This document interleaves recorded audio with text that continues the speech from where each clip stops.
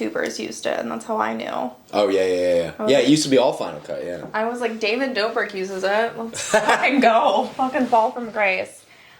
Hi. Hi. Do I do this? You can put it on wherever. Oh, really? Put it right there. Okay.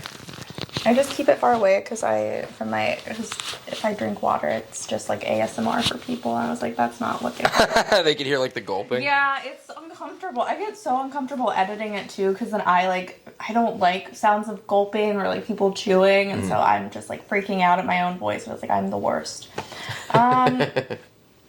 Hello, welcome to another episode of Just Okay Podcast. Today I have Brandon. Hi, Brandon Barrera. I know your last name. I was just waiting for it. Yeah, some people screw it up. What do they say? Some people say Barrera.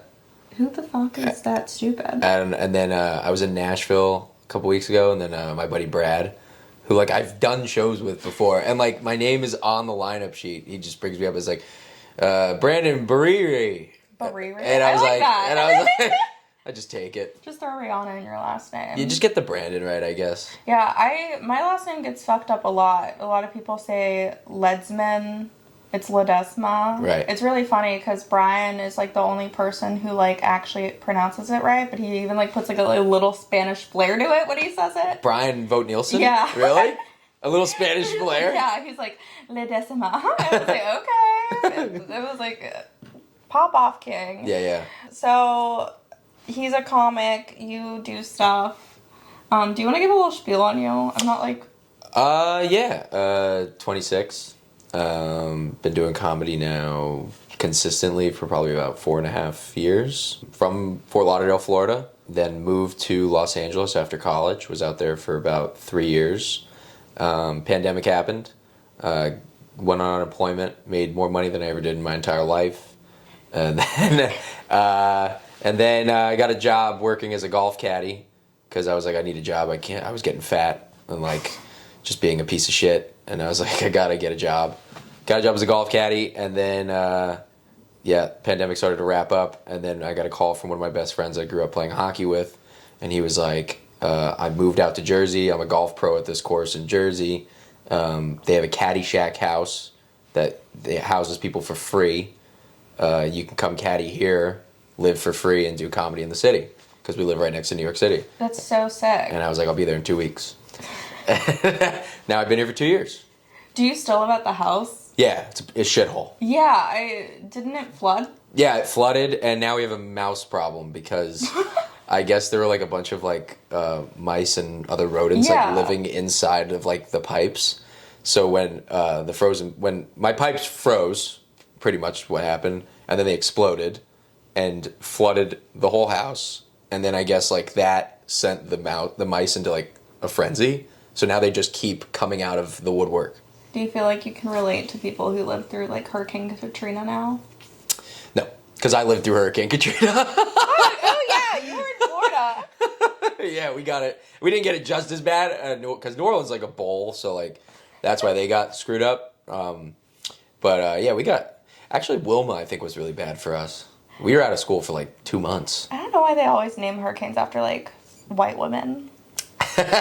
Yeah, I guess so. And white men. Charlie was like true. the biggest one. Or Andrew. Hurricane Andrew was a big one years ago. It was like in the 90s. The only one I really remember is Hurricane Harvey because like I partied hard for that one. At Texas State, everyone like pre-gamed it. That's the one, because Harvey went to Texas and like messed you guys it like up. fucked up Houston a lot, but like we were fine. It was just like, you get a 6-pack from Walmart and you just pre-game the storm. That's literally how we grew up. It's just like, I mean, if you had a skimboard or like a boogie board and somebody had a Jeep or a truck, you would tie it to the back and like be like, all right, we're meeting up in the Publix parking lot, and then people get towed and like, it's like you're kind of like body surfing in the parking lot. I was so jealous whenever I saw people doing that in Houston. I was like, it really sucks that like you lost all like your house and everything, but that looks like a lot of fun. Yeah. No, I love minor natural disasters. Like Texas had like a freeze a couple years ago, and it was like the most fun I've ever had. Had no electricity, but we just drank our way through it at like a podcast studio and ate beef jerky for like a week. That's why you need booze, for like when things like that happen. I wouldn't want to be like, thank God I'm sober. It's like, no.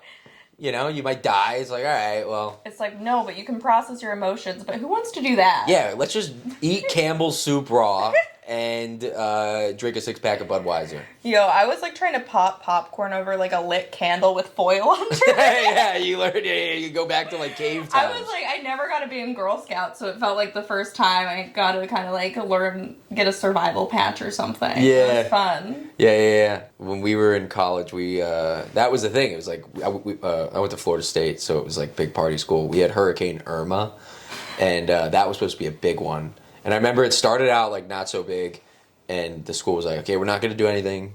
It's fine. And then it like changed directions, and then the school was like, okay, we'll give you a day. One day off. We're like, finally, we get a day off. Which was crazy because school didn't even start yet. So it was like we were going into our first week of senior year, and my friends and I had just gotten back from Greece. So we were like, oh, we're getting back from Greece, and we're going to get a whole like week off of school. But it started off as like one day, like we're gonna give you a day, and then every hour they would just update us like storm's looking really bad, now you're getting 3 days. We're like, okay, 3 days. So then we started talking like, where are we gonna go? We gotta evacuate. Yeah, it's like a joke, but like we gotta go somewhere. And then we were like, okay, if it gets like a little bit more traction, we'll go away somewhere. We get another update like an hour later, and it's like, all right, whole week's canceled, we're just not going to be able to do class this week. So we were like, we're going to New Orleans.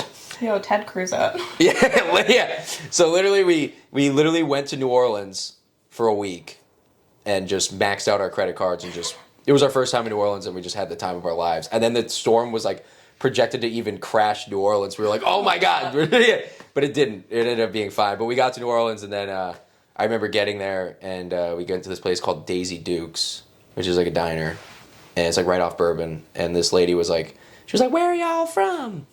And we're like, oh, we just got in from Tallahassee, Florida. We're from Florida. And she was like, oh, well, you know, you guys were so kind to us during Katrina that like all drinks are on the house today for you guys. Oh. Yeah. So it was like really nice. So like, you know. I've never been to New Orleans. I just know that there's some woman who has like big tits and she slaps you with them. Oh yeah, they do that at the Swamp. Yeah, there's a bar called the Swamp where like you could pay like the big thing is like the happy hour over there is like you get 3 for 1s. So you pay like $8, you get like 3 beers. Okay. Right or something, or like 3 drinks, and then there's a shot lady that comes around. She's like huge with big boobs, and you take a shot out of her tits, and then she like slaps you across the face with them. Yeah. Huh. In Greece, it's the same. They have a bar called Flames in Eos, Greece, and you could literally pay like €8, and then you get like 5 shots, and then this girl just 5-stars you across the face. Oh my God. Yeah. I don't know why. There's a clientele for that. Yeah. Oh, guys are just nuts. We're I crazy. mean, like in Japan, I think there's like actual cafes where like there's like grown men who get like treated like babies or like wrapped up as like babies. I'm like, there's a clientele for everything. Yeah. I mean, I know this girl, she's a cam girl, and she does like a diaper fetish. Oh, really? Yeah, like she puts on a diaper and like she like shits herself and makes tons of money. All these guys love it. Yeah. Yeah, it's like, psychotic. One of my friends also like matched with a guy who he was baby, and he wanted to call her mommy and like have her decide what he wears. He had like an adult size crib made for himself. Yeah. The more I learn about people, the more like I don't want to go outside. Yeah, it's just weird how like your sexual fantasies and desires change as you get older. When we graduated, we were all like home down in South Florida like for like a while before I moved to LA, and we were all like hanging out at my buddy's place one night, and he gets a random DM from a kid he went to high school with. He didn't follow him, it was just like in his like requests, and the guy asked him, he goes, because we posted a picture of my buddy in his underwear. He was wearing like these American flag boxers, and we posted a picture of him. I don't know why. And then the guy DM'd him and goes, how much? And my buddy was like, yo, this guy just DM'd me, how much? And we were like, for what? He goes, I think he wants to buy my underwear. And so he accepts the message, and he goes, how much for what? And he goes, the underwear, the boxers. And then my buddy goes, you can just buy them on Amazon. American flag boxers. He goes, no, I want that exact pair. I want your pair. And then my buddy was like, yo, am I really about to sell this guy my underwear? And we were like, dude, do it. You can make some fucking big cash. The dream. I tried so hard to sell my underwear in college once, like actually like tried to, and I lost $40 at the end of it. Like, no one bought it. Like, I was like, because I was like a stripper for a little bit, and then like I did it only for like a year. I stopped, and then I was like, I still want to like exploit men to get money because it's easy. And so then I like was like Googling it because like I should have just gone onto Reddit, but like I didn't know what Reddit was, and I found a website, and you like pay a monthly fee to be a part of it. It's a scam. Yeah. And then you find out all these men want to talk to you, and they want to like they want you to like run in your underwear and stuff before you send it to them. It's a lot more work than I thought it was. Yeah, you want to like and that's exactly what he wanted. He was like, I want you to sweat in it. I want you to like wipe your ass with it. And like he's like, the dirtier the better. Oh. And my buddy was like, he made like we call him like 2 weeks later. I'm like, you still sending that guy underwear? And he goes, dude, I made like $2,000 off the guy. Yo. And I was like, well, what are you gonna do now? And he goes, dude, I have to cut him off. And I was like, why? And he goes, well, 1, I'm out of underwear. And 2, it's just weird. And he was like, so he DM'd the guy and he goes, dude, I can't do this anymore. I'm done. He goes, really? Like, I have more people that want to buy. And he goes, no. Like, you guys are freaks. I'm like done. A drug dealer that has an addict. Literally. You know, it's a problem. Yeah. And so he blocked the guy. And before he did, he's like, you're a fairy. He just kept calling him a fairy. And the guy was like, you're insulting your only customer. My buddy was like, get off my fucking page, and blocked him. And then he used the $2,000 to go buy a bunch of like dive gear because he's a big like scuba diver. Okay, I mean, at least he put it towards something good. Yeah, this is underwear money. I mean, God, he's taking that gift for granted. I get, like, messages from people online. It's all like, oh, want to be my sugar baby? I'm like, it's never real, you know? Like, you want it to be real sometimes. I would love to do nothing and just get money for it. Right. Yeah, it's like you get that message and you're like, there's no way this is an actual person. I get annoyed when girls, like, complain about it, or, like, I'm like, you're getting, like, a huge offer. Like, why are you complaining about it? Like, you're living the dream. Or, like, when someone complains about, like, their easy, mundane job, I'm just like, yo, you're, like, just cruising by life. Yeah. Just for being hot. It's unfair. Do you know any, like, sugar babies?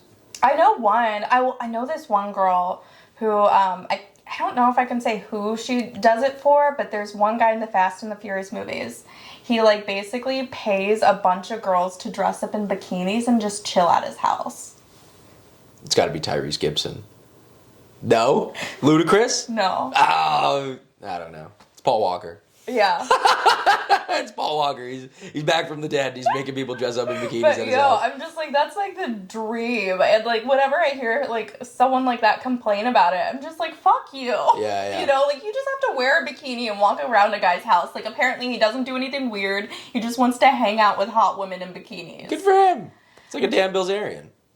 Yo, this one girl who I used to dance with, she was flown out by Dan Bilzerian, and like she completely changed, but she like, I was asking her how much she made off OnlyFans when I first met her. It was like maybe $2,000 a month, and after Dan flew her out, like she was making like $10,000 a month on OnlyFans. My roommate in college, her sister was his talent manager for a while, or talent recruiter, so she was like in charge of like hiring women and stuff to like be part of like his group. And I think when he gets girls like to be part of his group, like one of the first things that all of them want is a boob job, so he pays for all their boob jobs.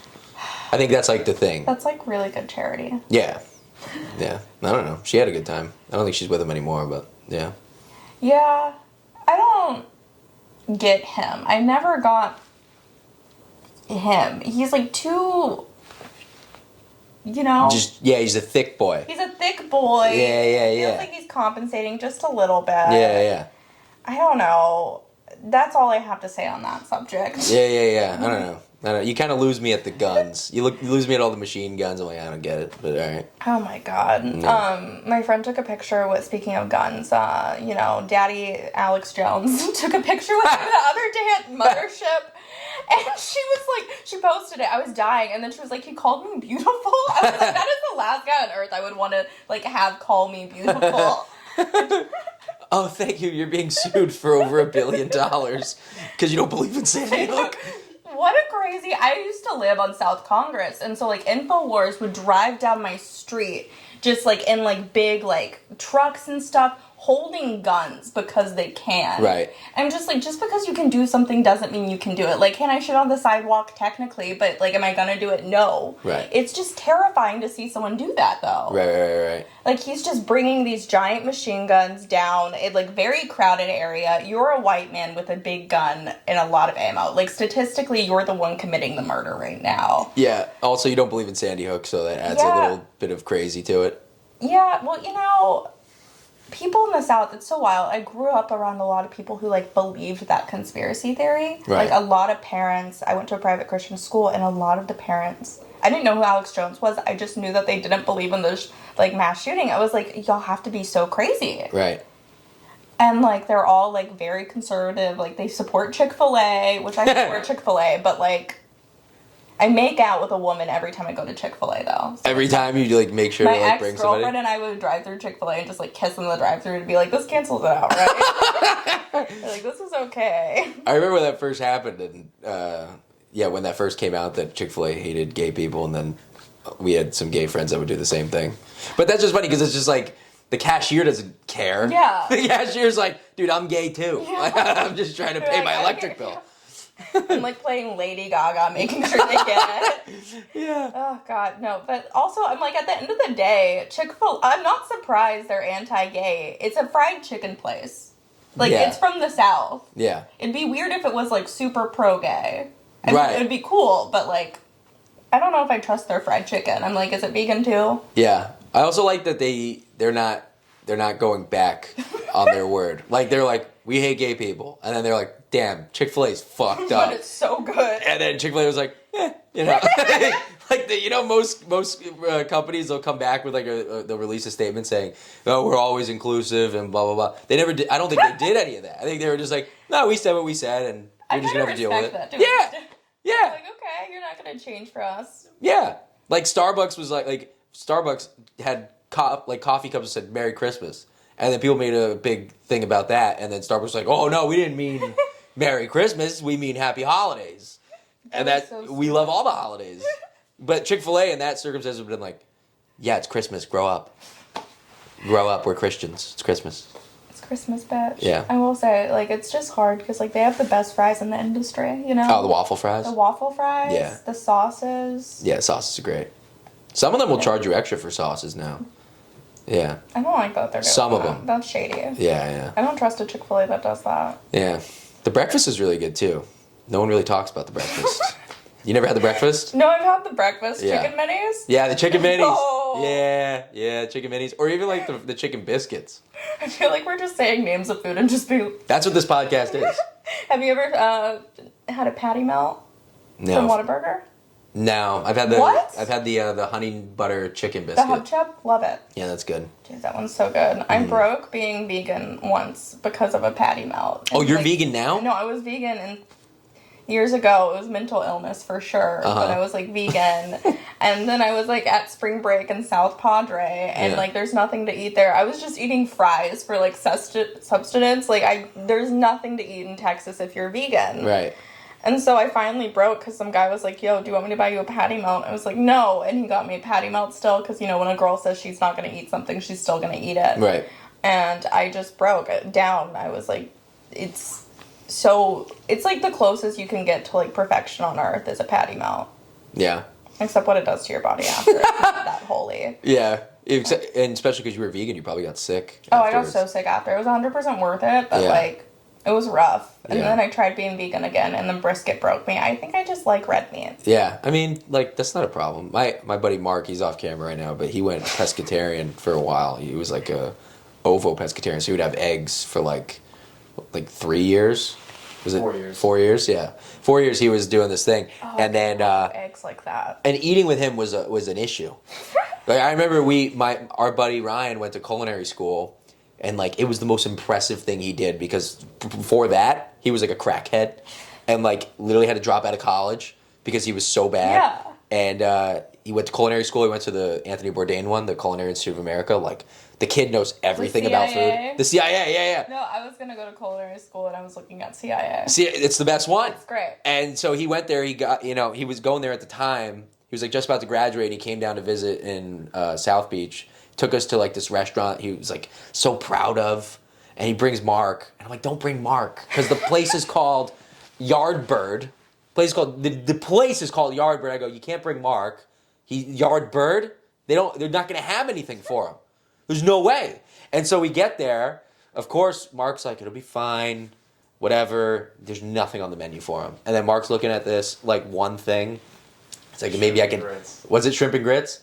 And so he looks at that and he's like, it says it's cooked in like some kind of broth. Let me just make sure it's not like meat. Like there's no meat in the broth. And he asked the guy, and I think it was like the guy's like, yeah, it comes in like a chicken broth. And we're like, God damn it, dude! Like, are you just gonna eat it? Like, just eat it. And he was like, I think he did eat it. And you're like, I'll just get sick later, like whatever. And it was fine. But then like maybe like 2 years later or a year later, I was talking to him and I was like, I was talking to Mark. I was like, are you still pescatarian? He goes, no. And I was like, what happened? He goes, chicken wings broke me. Yo, it's real though. Like, you can only deprive yourself of joy for like so long, you know? Yeah. I don't get why I did it. Like, looking back, I was like, wow, she was so sad. I was like, oh, like, yeah, I'm just like the one who like can't eat anything. Like, it's like everyone needs one in a friend group, and it's like no one likes that person. No. You know, I didn't eat dairy for like 4 years. I was like, ooh, can we get the cashew queso? And everyone's like, fuck you, you know? No one wants cashew queso. I've never seen anyone lose so much joy than when Dylan and I were here, and he thought he was buying like real cheese at Trader Joe's. Oh. He was like, I'm gonna make myself a really good grilled cheese. Yeah. And then he gets home and it was cashew cheese, and I'm like, legitimately, I thought he was gonna start like crying his eyes out because he was just looking forward to that grilled cheese. It's disgusting. It's so gross. And like, I went like after like stopping, like I started eating dairy again, I like went back, I was like, you know, I'll try the cashew queso, and it was not good. I'm just lying to myself that I enjoy these things. Yeah. I'm convinced anyone who can't eat that stuff, like, if I understand if it's a health condition, you know. Right. Yeah. But you gotta know you're lying to yourself if you say it's good. No, yeah, there's no, or like Impossible meat. Joe. Or like bean patties. Bean patties are disgusting. Disgusting. Just eat beans as beans. I hate when they're trying to make it, like, it's one thing to have something that's like a vegan dish, but it's one thing to try and make it be something that's not. You know, I'm sure you can have like vegetables and make it taste good. Mm-hmm. But you can't have vegetables and try to make it meat. It just doesn't work. No, you can't just like put it into like patty form and be like, it's a burger. I need the iron from the blood, okay? I want my like burger mooing. Yeah. I want to know it was dead. Yeah. I want to know this thing was slaughtered, decapitated, and I can taste it, and it's joy. Yeah, also it's just like, I don't know, like just because you're vegan doesn't mean that you're exactly healthier. Yeah, I ate so many carbs. Yeah, but that's the other thing, because like you got to load up on carbs, because then you're not getting any energy. You feel like you just like brittle. My buddy Max was vegan. We were living in a studio apartment. It was like me, him, and my other buddy. We did bunk beds and a pull-out couch. And so we lived like really close together. And I was over his shoulder all the time. He was vegan during the pandemic. So it was like us three in like this little clubhouse during the pandemic. And he would like make his little vegan snacks. But they were literally like, they weren't even snacks. It looked like you said, mental illness. He was slapping, I'll never forget it. I'm like, what are you making for food? He goes, I got nothing. I'm making a tortilla with like ketchup and salsa in the middle. And I'm like, that is not an alternative to anything. Like vegans would even be like, that's disgusting. Go have some fucking, just have bread and butter. Glamorizing poverty. Yeah, just go eat butter. Like, it's fine. You know what I mean? Yo, I would just load up on Takis when I was vegan, because it's like, it's technically vegan, but I'm like, yo, my insides were gonna get stomach ulcers from it. Like, it's not healthy. Yeah, Takis just taste like throw up. All you can eat at drive-thrus are like French fries, so you're just eating French fries all the time. And then you have to be like, ooh, well, does that have eggs in it? You know? Mm-hmm. Yeah. I will say, I don't understand people who can just eat eggs as protein. Like, that is disgusting. Eggs just, Mark and I just had eggs before we came here. It's like, just the texture of eggs sometimes just makes me, like, sick. I'm never sure if I like it. Yeah. I leave questioning if I had a good time. Like, an omelet, what makes an omelet is everything else in it, not the eggs. It's just, like, the thing that holds it together. Right. Yeah. If I lost eggs today, I wouldn't be mad. You know, like, I'm not like, ooh, eggs sound good. I don't think I've ever said that. I'm always like, yeah, I'll have eggs. Because, like, I just know it's a good breakfast standard. Yeah, it's weird that we've like normalized that to be a breakfast standard. Yeah. Like, it just came out of a chicken's ass. Let's eat it. I've never seen something come out of my dog and been like, you know what? We should, like, throw this on the grill. Yeah. But, yeah. I don't know. How's, you did some shows in Florida? Yeah. How were they? It was good. We did, I did the Dania Beach Improv, which is, like, the new improv that opened up by our house down in Fort Lauderdale. And it's always a fun show. You do it like every 6 months or so. That's kind of like been the timeline of it ever since I started it. We've done it like 3 times up till this time. We sold it out like every time. This time we only sold like 265 tickets, but usually it's about 400 people. Oh, that's sick still. Yeah, it's fun. It's an electric show. Like all my friends, family, friends of friends, family of friends of friends of friends. Everybody comes out. It's just like, it's just insane. Like I look back at the tapes and I just see like, how much booze everybody's drinking. Like, it's just like, oh, this is the audience we're building. Just a bunch of booze bags. Yo, alcoholics, where you at? Yeah, no, it's a fun time. And then it's just like, it's cool seeing like all people from like different points in my life all coming back together. Yeah. And people are like, it's like people will buy tickets, one, because they're like, oh, the show is fun. But then also it's like, oh, I'm going to get to see so many people that I don't see anymore. Yeah. Because we're all going to be in one place together at the same time for the first time in however many years. Like, I've known Mark since we were 4 years old. He hasn't missed a show yet. He films them. And then, like, you know, even he'll see people from, like, our preschool that, like, show up. And he's like, dude, I haven't seen this person. Or, like, I'll come off stage and he'll be like, dude, I can't believe you said that joke in front of Mrs. So-and-so, like our like teacher, you know, from years ago. And I'm just like, oh, this is cool. Yeah. That does feel like very Southern. Yeah. Yeah, it's weird. I don't know. Florida's like that place where it's like, it is a Southern place, but like we grew up next to the beach in Broward County. That's like the big county that like everybody talks about. It's like where Kodak Black's from and stuff. It's like, we're Southern, but like we're not. You know what I mean? We're like Kodak's Black. we're Kodak. Like we're as like cool as Kodak Black, but like we're as also as irresponsible. Yeah, we're pretty reckless down there. Yeah, I don't know. It's kind of like a melting pot of just like all different kinds of cultures, which is cool. Because like when I go to Nashville, I don't feel like I'm at home.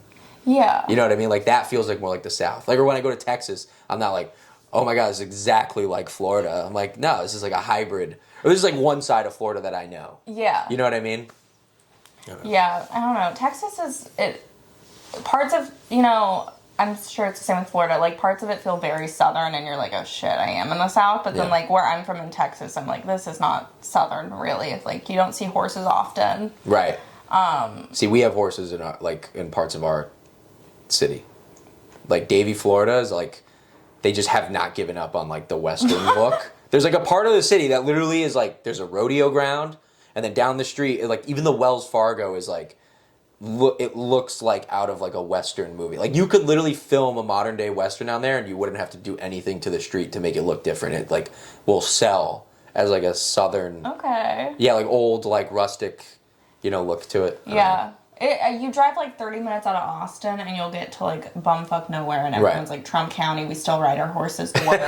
Like in Austin specifically, they're very like, I feel like they try so hard to be like, we're not like Texas, you know, like we have bachelorette parties here now, okay? There's white women that yell woo at 2 p.m. because they're so drunk. It's different here. Right.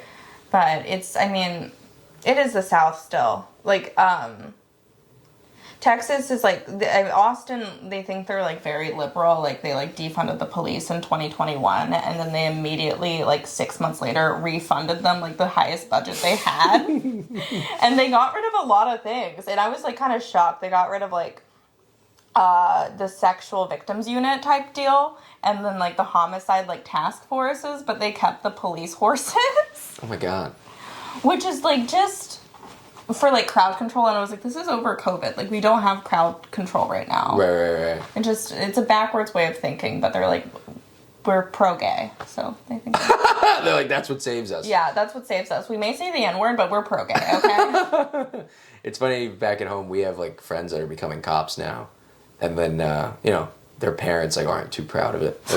Like one of my friends, one of my friend's dads the other day. I see him and I'm like, "Oh, you happy about?" I'm not gonna say his name because I feel bad. I put him on blast. But I was like, "Oh, like you happy? He's becoming a cop?" And he's like, "Oh, what, now I gotta up the blue line." You know what I mean? He's like, "God damn it!" You know what I mean?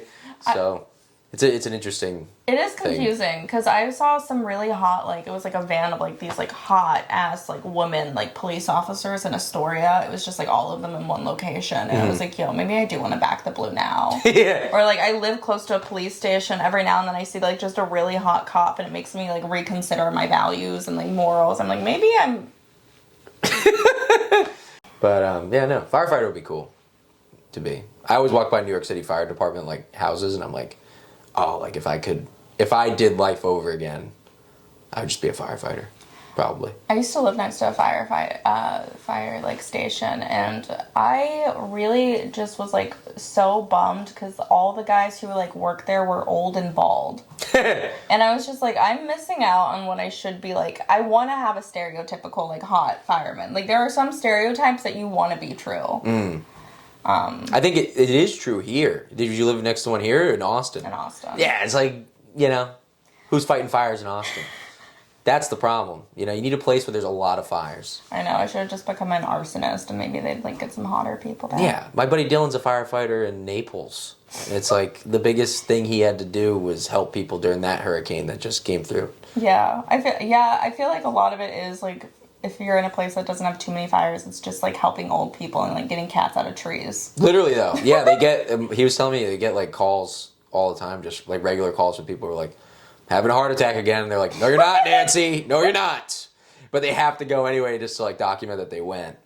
That's so funny. Yeah, so they go and then they make sure the person's all right, and then sometimes people just want to ride to the hospital. Like they're just like, "I'm just gonna go to the hospital again." And they're like, "Okay." They don't want to pay for the ambulance? No, and then it gets charged to their whatever, their insurance or whatever. Yeah, I'm too broke for an ambulance. I'm like, I can walk, I can Uber. Yeah. Probably Uber. Maybe Lyft if it's cheaper. Like, I'm going to consider the options before I go to ambulance. Yeah, I broke my arm once, took an ambulance, and then I remember after that, I remember the bill was like $500 to go like a mile. That's wild. Yeah. Healthcare system's fucked. Makes me miss my health insurance.